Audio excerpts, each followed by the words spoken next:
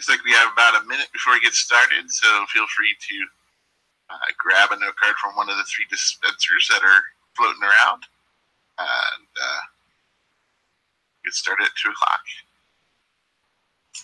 Hey, and it's 2 o'clock on mine. How's everyone else's clock?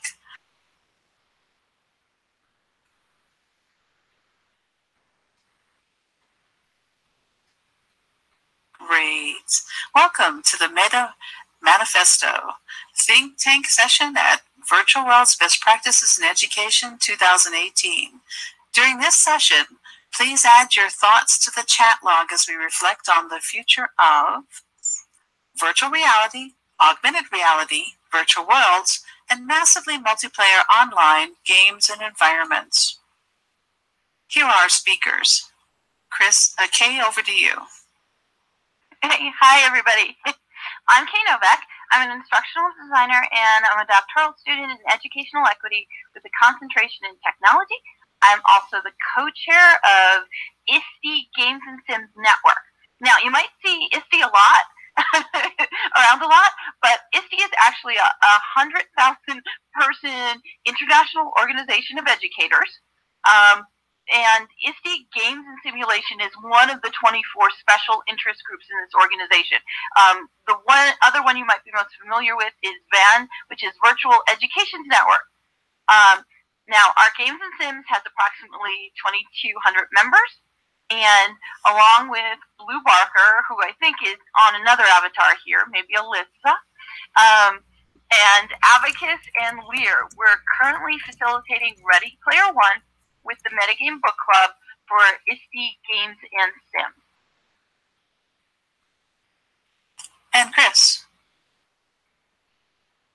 Hello, everyone. My name is Chris Lukes, otherwise known as Abacus Capellini. I'm the Associate Dean of Career and Technical Education for the Colorado Community College System, also known as CCCS. My area is online and learning, as I've taught accounting, business, and also multimedia graphic design, both face-to-face and fully online for over 10 years. And then my interests have really always revolved around education, technology, and entrepreneurship. And I am also in the PhD journey, the doctoral journey. I'm pursuing my PhD in community college leadership at Old Dominion University in Virginia. I guess now I might actually qualify as a VSTE member, who knows? And so, as everyone knows, with any sort of PhD or doctoral degree, sleep has been canceled. Hey, thank you, Chris. And I'm Cynthia Caloyne, still, Lear Lobo. I'm a professor with CTU Doctoral and a computer science instructor for CCCS. Chris Lukes is my boss's boss. Last year, I received the Virtual World's Best Practices in Education Thinker Award, and in 2010, my team received the $25,000 grand prize for the Mars Expedition simulation. I'm a published author and host of 250 plus, the plus is getting bigger, speaker sessions on virtual environments and games, and a virtual world design enthusiast who's attended over 700 design classes. I'm a class junkie, right? Let's begin. For our Compass Point East, Kay, we're excited. What are the revolutionary possibilities with virtual reality, augmented reality, virtual worlds, and massively multiplayer online events that go past best practices? Okay, so I'm going to say that this is top of the mind. I care about immersive experiences. Okay, I want to be able to design for students for transformative experience. Alexander talked about virtual worlds and virtual realities being an empathy machine, but I thought he was a bit vague. Okay, as educators and designers, I feel we need to know more than there's some kind of magic out there, and this machine can have of virtual worlds or virtual reality can make empathy happen. Okay, while I love the phrase from the movie Shakespeare in Love that it's a mystery and things happen and you can and magical things can just happen, I really think that this is a mystery we want to solve. I am looking at VR, virtual worlds, and MMOs to provide transformative learning. And transformative learning is where a learner does a critical assessment of their epistemic or social cultural assumptions. And I don't use the term transformative learning as a buzzword. I'm going back to the research where it's been done for the last 30 years. I want to create transformative learning that starts with the first phase of a disorienting dilemma. And that might not sound like the best thing for us to do with our students, but it is what will get them to think and to get them to look at how other people relate and to put themselves in other people's shoes. And for that disorienting, I know AR, VWs, and MMOs can instantly put learners in situations not possible in real life. I don't want students to develop empathy for one circumstance. I want them to develop a critical consciousness that allows empathy and understanding to transform from whatever immersive experience they have to their everyday life.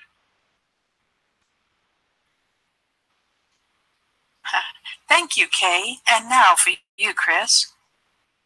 Thanks. I'm going to go from the administrative perspective.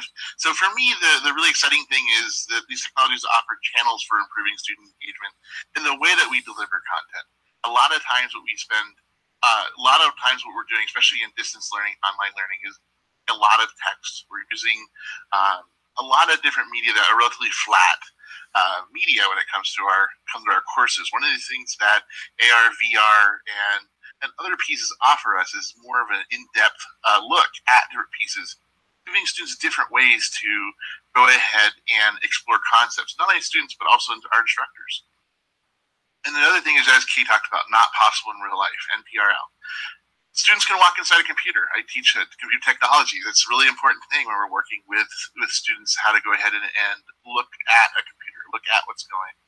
They can stand on the surface of Saturn. They can plumb the depths of the ocean. There's lots of different ways to do here. Some of you may have started a scavenger hunt at this VWBPE. There's things that you can do and that allows your avatar to do in this world as well as in VR and AR that allows things to open up the doors for our students. From a CTE perspective, or career technical education perspective, the technology is often the process of allowing our students to build technology proficiencies as well as job skills. One of the big things we're focusing on in Colorado as well as in the U.S. is looking at trying to get our students more prepared to be able to pursue technology jobs. And jobs in the technology sector, because that's a very important focus for our current administration, as well as many of the different local governments and regional government groups that are out there, is focusing on technology. The other thing you start seeing a lot with the AR and VR is really when you start seeing career fields where the repetition of tasks correlates strongly with job competency. So these are things such as, whether it's baking, whether it is fixing a car, these are skill sets that the more repetition you have at it, the better you are at it, the more skilled worker you become. So things like repairing a computer, things providing customer service. You do get better the more customers you work with. Teaching is an iterative skill, being able to teach content. You see this also in sports as well.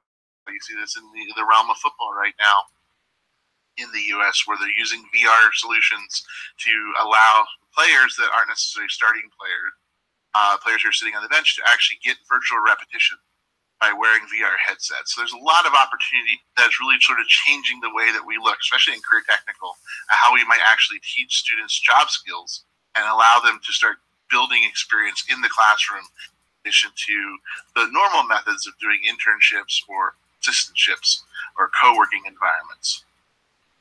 Thank you, Chris. That's great. So for me, virtual reality, augmented reality, and virtual worlds offer great promise for the future of education and the exploration of information. And the reason I put it that way is I'm not thinking of learning as just something you do in the classroom. I'm thinking about lifelong learning. The learner is inside in virtual, whatever these environments are, giving learners an inside-out perspective. Augmented reality tends to be around or in front of learners, offering a heads-up view of additional information, but without that personal connection that I really want. This is going to change. Unlike video, learners will interact individually and socially with content, and ideally, future simulations will respond in emergent ways. I want to go big with the future, right? I want to extend beyond the display of text information or a simple reaction to touch. I want certain learning simulations that will strengthen the opportunities for asking, what happens if I do this? And to go deep down the rabbit hole of discovery. In this new future, educators and learners are creators and owners of the learning experience. So I have this transfer of energy that I think is critical. I'd like to see examples where the world reacts to a learner's presence as the body would to a foreign organism. Not in the sense of being offensive or a hostile reaction, but in why and how certain reactions occur and what happens next. Future work in developing emergent simulations with creativity tools for learners extend the simulation and adapt it to explore the future of the horizon. Well, let's look at Compass Point West. Before we move on, are there any questions or comments? You guys are all listening so well, but we want to make sure you're engaged, and if you have ideas, please go ahead and put them in the chat log. I'll go ahead and kick off. Hi, Golden.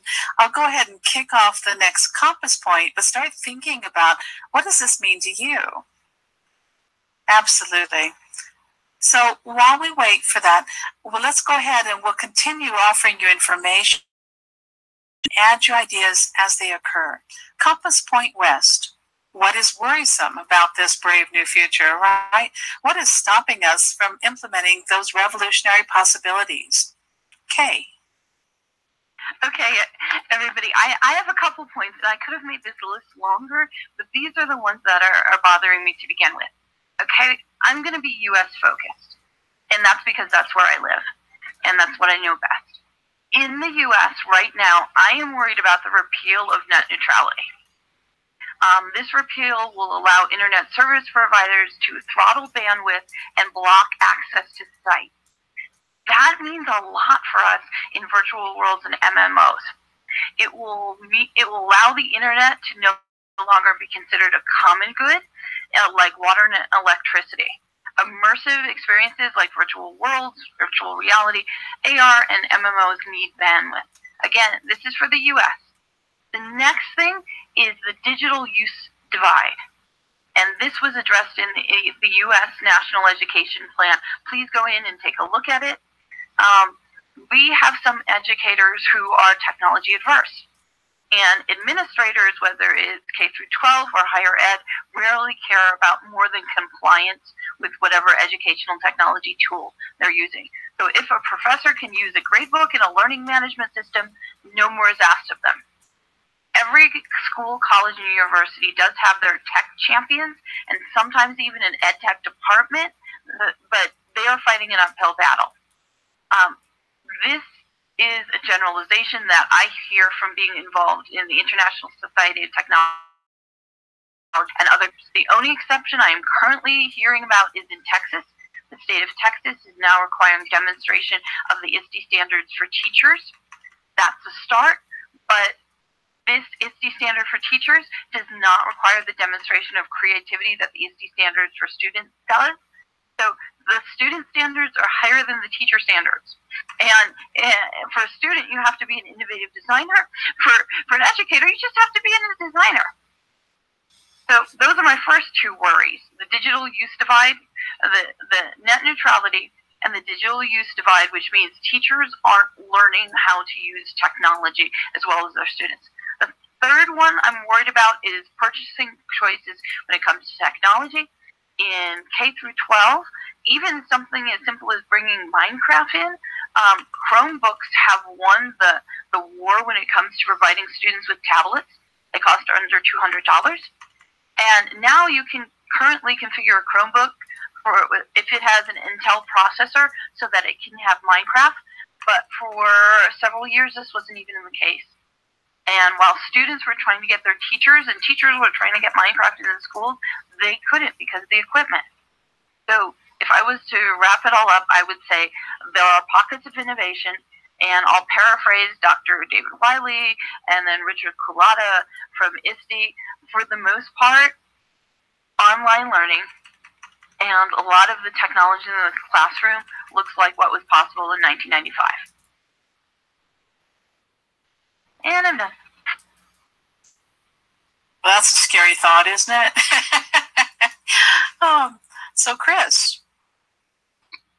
Yeah, so like I said, for me as an administrator, looking at a lot of these new technologies, the worry is same for implementing any tech. First and foremost is access. How does it shape the access when it comes to our students as well as our institutions, when it comes to how easily accessible or easily obtainable is the technology? Also looking at internet speeds, looking at the very variety of different bandwidth, as Kay talked about earlier, with net neutrality issues being repealed and being discussed here in the U.S. There's worry about we may start seeing the tiering of internet service. So that's a worry that's coming out there. And also cost barriers for our students. In my area is online learning. A lot of our students have to purchase their equipment either on their own, because due to mobility issues or location issues, they are not near a physical learning place, a place for learning. So what's happening is that they are having to purchase the equipment themselves. Most of them are using their financial aid, so that might not get dispersed until 3 or 4 weeks a semester. So there's issues there. Next thing up is accessibility. Accessibility is huge, and making sure this new technology meets or exceeds the requirements that all institutions have.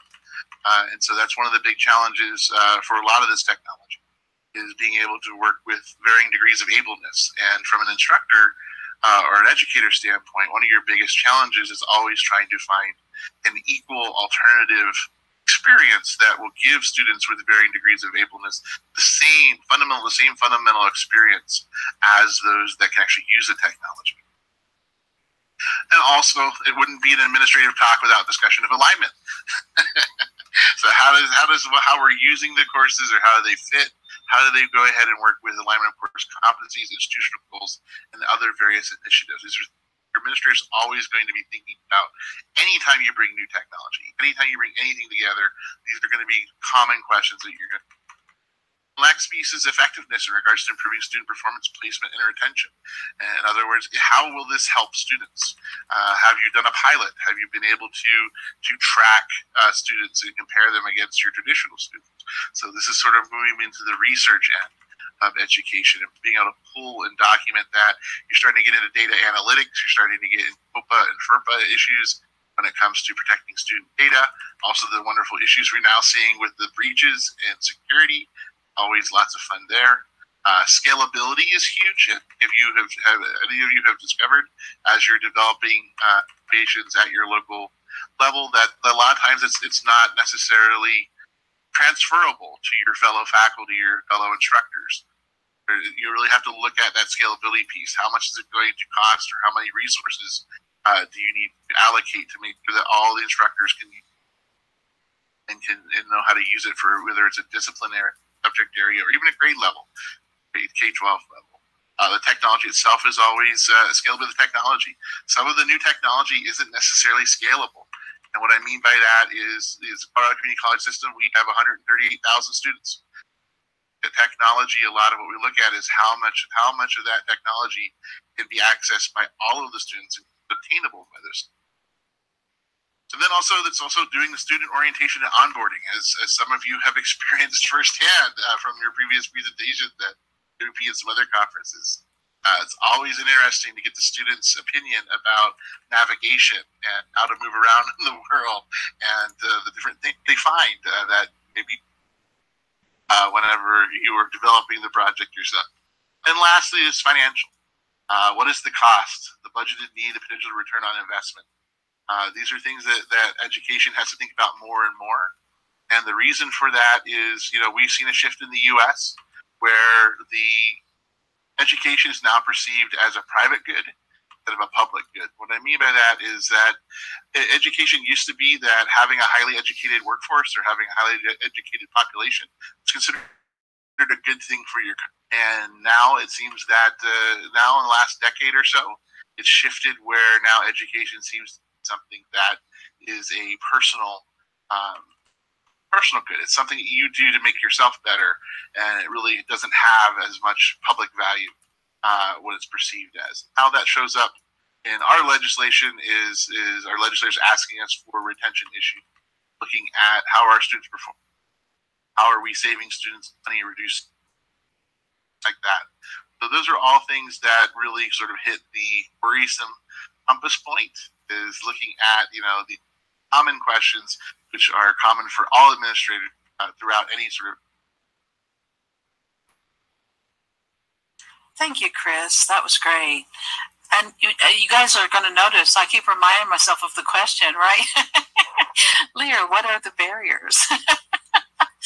At present, our relationship to virtual content is still distant. To me, that's a barrier. Now I'm taking the tack of the futurist, right? The educator who designs, who does curriculum, who does it all, right? And for many educators, 3D VR means 360-degree video. And video is passive. It's just not interactive. With many of today's virtual reality or virtual world simulations, we do not form connections with the environment, nor does the simulation adapt to our needs, but instead, you are a visitor. Now, Sheila mentions the shift to seeing education as a personal good. To expand on Chris's comment, at least at the university education, has been taking place in the UK too. And Kavan and Golden are talking about Ready Player One and its view of the future. In 1995, that's when I started my doctoral research in virtual reality environments. And my goal was to get them on a PC and then to design an interface anyone could use without training help or manuals, okay? Professional VR simulations focused on providing a sense of an experience and familiarity with the real-world environment, the tasks, the training goals, whatever it is. But the participant cannot deviate from the prescribed task. It was like video. You went in, you did the steps, and you fell out the other end. Today, it's possible to explore and wander off the reservation while you're in a learning simulation, right? But the opportunity to discover and change its behavior or have it adapt to you is minimal for most users. We have the capability needed to design emergent learning simulations today, but we have not considered the use cases and resources needed to design, implement, test, and use them. We worry about the wearable technology and whether it will harm learners. We have so many issues in front of us. These are the worrisomes. In addition to having emergent simulations, we have to think about how they will map to learning assessments and skill development. Simulations take time to produce, and some educators find it a challenge to use them. When resources are ready-made and available, curriculum designers do not know where to find them or how to tailor them and use them. They almost always need tailoring, right? To summarize, the challenges include time and money to create adaptive learning simulations, the need for user interfaces that are easy to customize and use, and to simplify how we use them for learning. Thank you. And now our next compass point, or if there's any commentary, please feel welcome to let us know. And Abacus is peppering some wonderful links and tips for you to gather this information in context. For the next compass point, north, for K, the need to know. What do we need to develop effective tactics to implement those revolutionary possibilities? K. Okay, everyone. I will be really talking about it from the point of view of an instructional designer and someone who trains faculty and instructors. Okay, so I'm going to assume everybody here is a revolutionary because you are. Okay. There's no question. Just take a look at where you are and then think about telling anybody when you go back to work on Monday where you were this weekend and what you learned. Okay, so we need to know everything, okay? Don't stop learning. And I know Lear used the phrase lifelong learning. I didn't know she was going to, but so it's not a rebuttal to that, but go bigger than that, okay? Look for life-wide, lifelong, and life-deep. And think about how are you communicating out what you're doing and what you're learning. learning, okay? We have to be the heralds, okay? Even though you feel like you're getting the eye rolls, that people are chuckling, that people aren't understanding what you're saying, keep saying it, okay? Just keep saying it. You don't know how many meetings I'm in where I'm telling people about something with educational technology, and I get the eye roll or the blank stare, and in my head I just say to myself, you can run, but you can't hide. And guess what? Every time I say that, it happens. It might take 2 to 3 years, but it happens. So look, communicate everything, okay? Even if you feel like you're shouting out to the wind. Don't give up on Twitter. I will tell you, people from ISTE, that 100,000, that 100,000, they're on Twitter. Go on there, use the hashtag ISTE, ISTE18. They will start looking at it, okay? Blog. Put recordings on YouTube. It might seem like no one is listening, but they are. They are there. Take screen captures. Record things. You have no idea that when I go to these conferences, how many people come up to me and tell me they know my voice, that they follow me on Twitter, or they see me on Twitter, that they watched the recording that I didn't think anybody was watching, that they read the things that I'm sending out on a weekly basis. And here's the other thing. Let me help you. I send out a communication to our 2,200 members every single week, okay? Anything that you're doing that is interesting, send it to me. I will send it out there. And depending on if I think I can get the attention of the other 100,000, I also go ahead and put it out on in the communication forum to those. Okay. So what I'm saying is, be the herald. That's our first tactic we need. Okay. We have to prepare the people. Okay. Even if they don't get it now, they will at some point. Okay. So I'll leave it there. You can go on to. And now for you, Chris. Sure. This one's actually pretty quick. For administrators, when it comes to need to know, administrators need to know.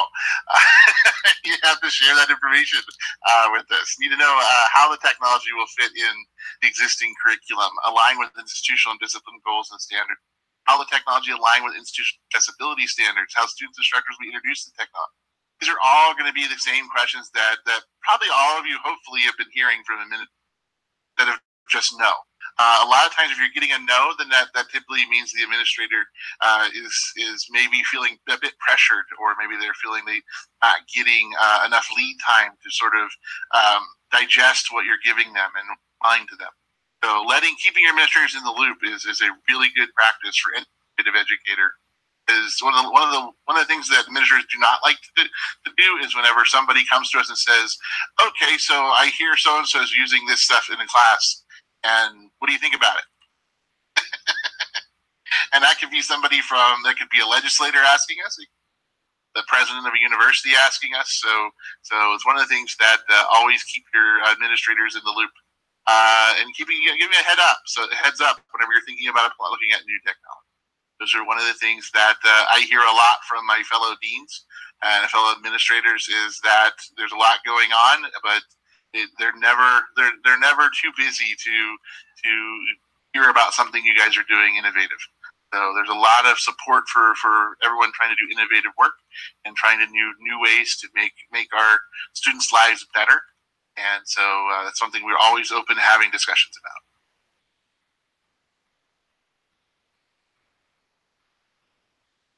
Thank you, Chris. And now for me, reminding myself, the tactics to implement revolutionary VRAR, virtual worlds, and MMOs. Well, tactics are things you do right now, right? And we're aiming for the future, but what are we going to do in the near term? We actually get into the details in the next compass point, so let's look at the high level. I want learning simulations that recognize and respond to me. When I touch something, I do not want to perform a single routine task. I want to reflect on what I need and to adapt. I want it to adapt to how I use it. This is not going to happen overnight. I know some of you are going, hey, I just want what we have today, right? But it is possible to think beyond the simple touch and respond interaction. The design of adaptive interfaces, I'm sorry, I hear someone breathing in my ear, is less common for software interfaces, much less a virtual reality learning simulation or a virtual world simulation for learning in groups or for social use. I want something more than what we have today. But the rise of the Internet of Things and devices that are web aware, that are smart, I don't mean they're just talking to one another. I mean they can change one another. They can learn. They can adapt. You know, I'm out there on the fringe a little bit, right? I want to see VR learning simulations that leverage the same capabilities. I'm sorry, I'm going to have to turn down the volume. I'm sound sensitive. Here we go. I want them to have adaptive characteristics. I want to see VR learning simulations that leverage the same capabilities as IoT devices. And I know what you're thinking. You're thinking, well, my device just turns on my light bulbs. How emergent is that, right? But it's coming. We have over 50 billion of them, okay? So I worry that the design of systems that learn, adapt, and grow beyond their programming might have unanticipated problems in the future. We need to build on what we know, and we need to evaluate these capabilities to enhance learning and reduce risks. As a futurist, I embrace change, and I'm willing to try new technology. But as an educator, I want stable, robust, and safe learning environments, and I want it all, don't I? Why should we invest the time and energy to develop learning simulations? Because the benefits are enormous. For practice by doing activities, the learning retention is 75% 24 hours later. But if I do all the talking as I am right now, you'll remember 5% tomorrow. You might remember that it was enjoyable, but you're not going to remember what I said. So that's, yeah, really, Blue. I like to go big. So it's something to think about. The traditional ways of learning, the 1995 that Kay mentioned, that won't be able to compete in an immersive, engaged world of the future. And on we go to our next compass point. Now remember, if you have anything you want to chime in with, your thoughts, your fears, please do. For the next compass point, south, the stance. What immediate tactics allow you to seize opportunities based on those revolutionary possibilities?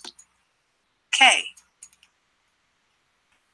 Okay, when thinking about this question, I just went, you need to be revolutionary each and every day. And I totally understand that some days you're playing the long game, that you're just seeding things.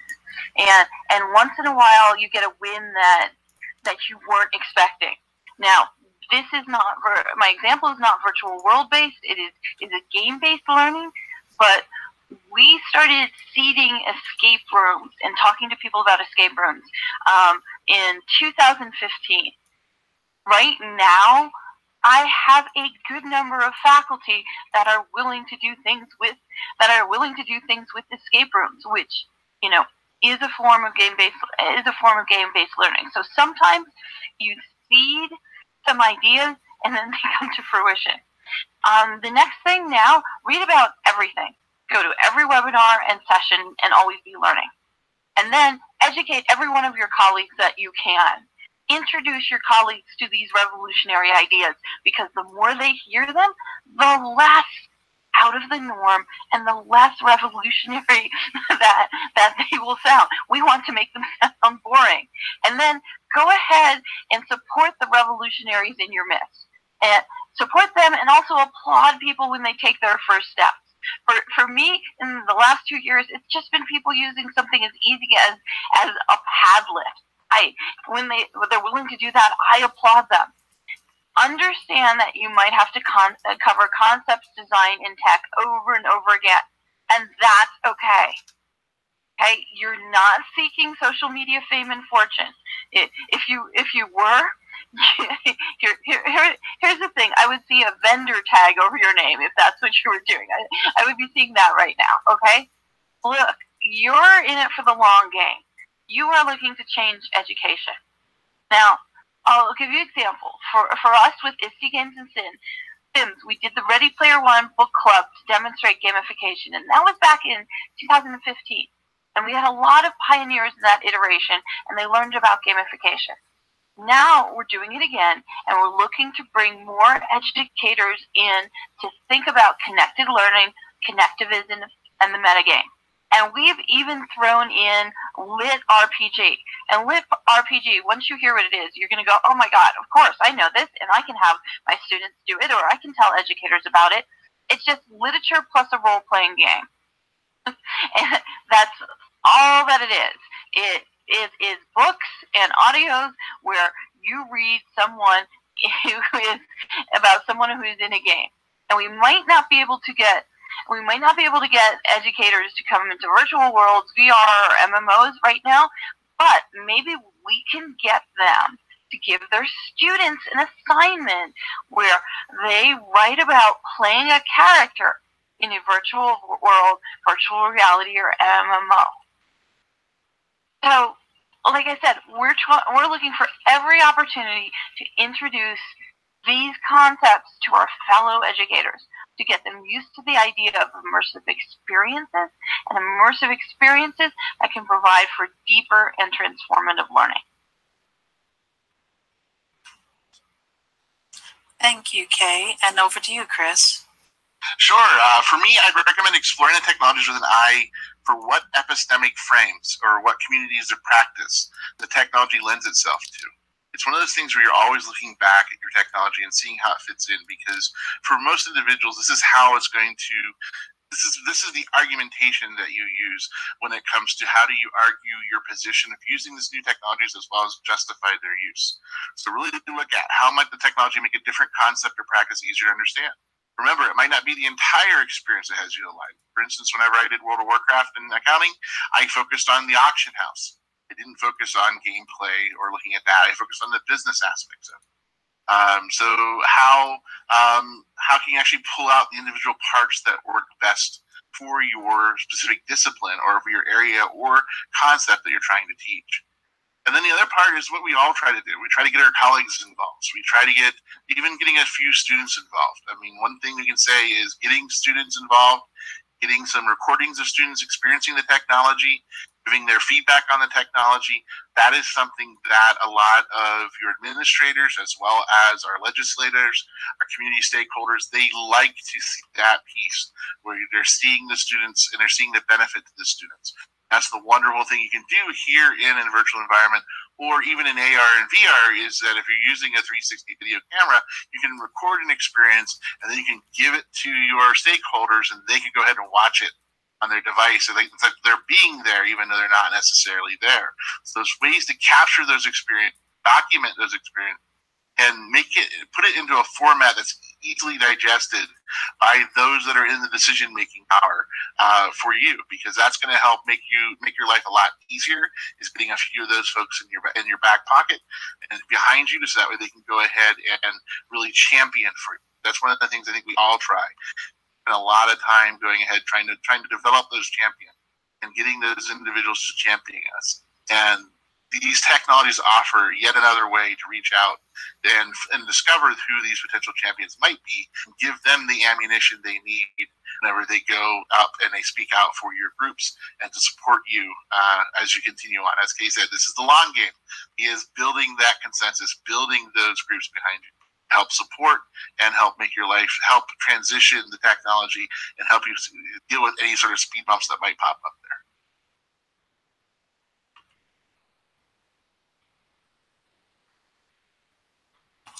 Thank you, Chris. And now for me, identify the use cases. See, if I was going to think of my tactics, the near-term tactics, what am I going to do? First, I need to know what I need them to do. What will the simulation do? How will learners use and change the simulation? How will educators assess learning within it? How will the simulation adapt for individual use and for social use? Look at your resources, your tools, and your skills. Start with what you know. Grow your expertise in-house. Find simulations by others that have full permissions and tailoring instructions. That means how to modify them for adapting to your needs. Build a repository of learning simulation artifacts. Now, I know some of you are going, oh, I don't have space for that. Storage is a lot easier than it has ever been before. Crowdsource the problem. Engage your class, your department, your school, your library, your public libraries, your maker spaces, your hacker spaces, your crafting clubs. Get everyone involved. Get your parents involved. Use a barn raising motif with a can-do spirit, similar to Peggy Sheehy's Ramapo project from 2006 through 2010. I was a mentor with her project and moved an avatar over there. Start small, grow larger, perform assessments, ask students to evaluate them. You don't have to do everything yourself. Build on success, learn from less optimal strategies. And what I mean there is not everything works. Maybe it will under different situations. When someone complains, put them in charge of finding solutions while managing risks. They will help. Involve students in maker projects. Ask them to architect their learning spaces. An example was the Ancient Spaces project between University of British Columbia and Oxford. In it, first-year Greek civilization students designed Maya models of ancient archaeological digs and spaces, and they would jump inside and experience what it was like to be back in time. Go beyond the science fair to host Lit Fests and Cool Tech and Math in Action fairs and to celebrate how students use STEM. I don't want much, do I? Well, I want to thank you for joining us. At this point, we'd like to turn the floor over to you for what you would like to see for the future and what worries you or what your tactics would be to help realize it. Okay?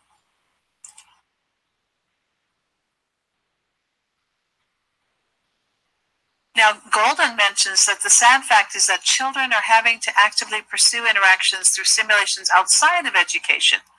That's because they don't have it within education. That's right. Technology is such an enabler that people who have some tech will use it, right, in various ways. And the question is, will they feel disenfranchised when they go to school and don't have those same affordances, or not everyone has access to that same kind of experience?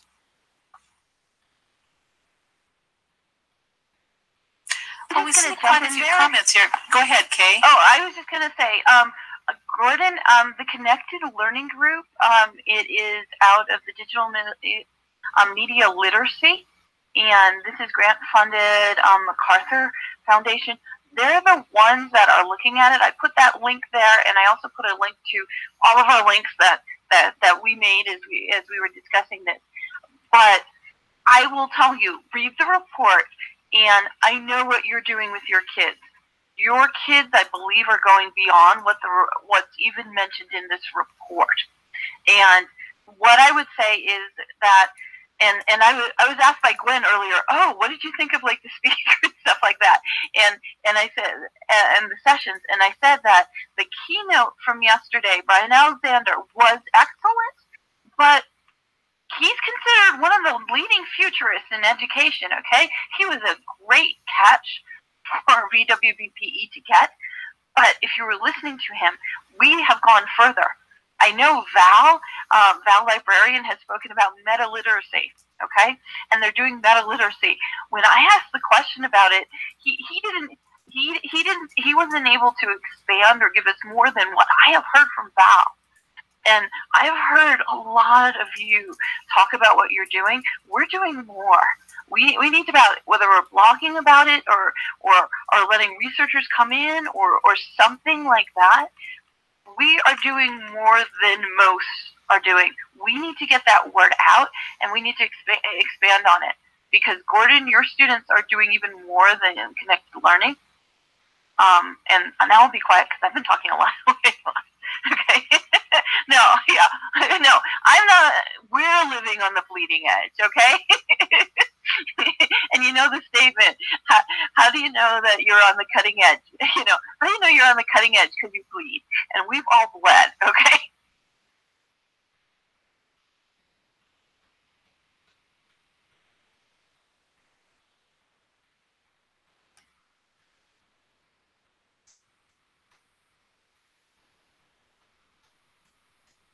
Well, thank you, Kay. If there aren't any other comments, why don't we just open it up for congenial talk, and I'll go get set up for the next session.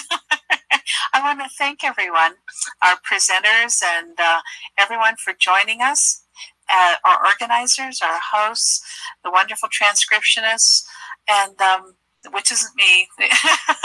I transcribe for this one, but there's always a cognitive load when you do that while speaking.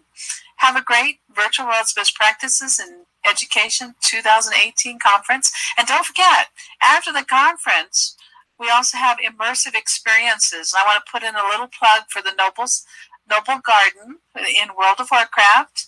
Abacus, maybe you want to talk about that for a moment? Sure. The Noble Garden event is at around Easter time in World of Warcraft, and what it is you go around and you look for bunnies and different types of rewards for chasing down bunnies around different areas. So, fun little event. No bunnies are harmed during the event. Okay, Chris, I can tell you don't do this as often.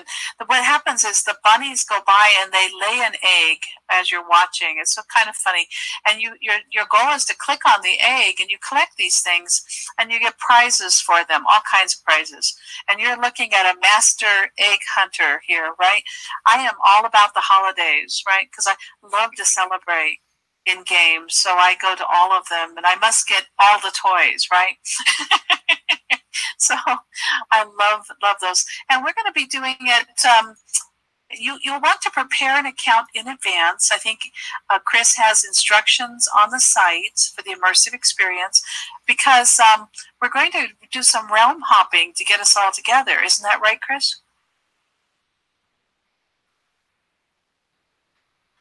I think I saw it in the description. Maybe it was from Kay.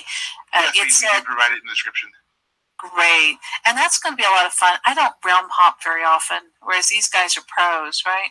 I've been in World of Warcraft since the beginning, 2004, but I kind of play it as a solo late night player after all the work's done.